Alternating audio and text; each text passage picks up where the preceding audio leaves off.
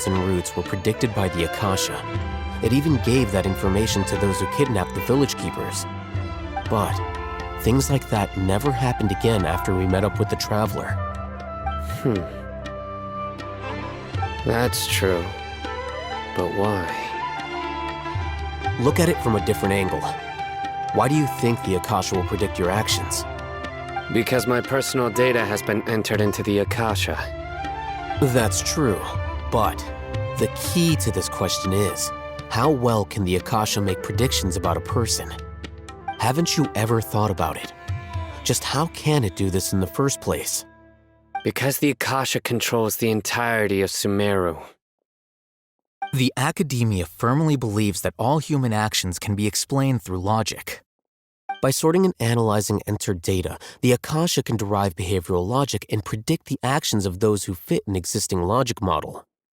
However, at the risk of sounding like an advocate for fallacies, can everyone truly be considered logical at all times? Emotions are part of our behavioral logic, but can you guarantee that every experience of the same joy or pain would be equally intense? How can our feelings and opinions be predictable down to the letter in every single instance? Sino, in the past, you've always worked alone.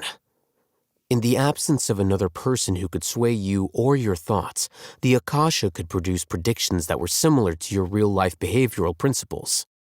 Decisive and principled, you were used to solving problems alone. That's why the Akasha could figure you out. But now, you've joined a team. And I believe the Akasha hasn't yet figured out the full composition of it.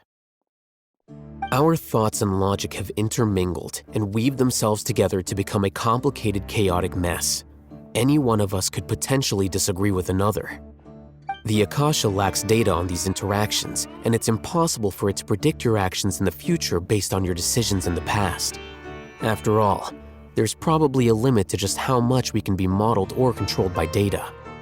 So, in my opinion, you're probably safe for now.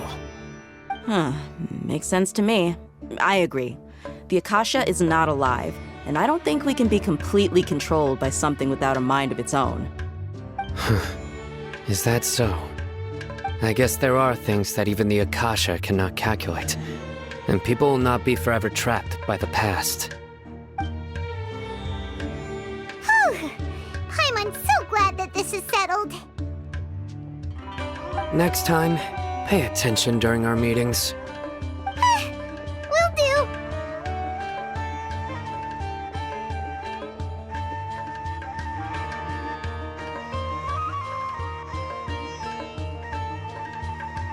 Just remember to stay vigilant.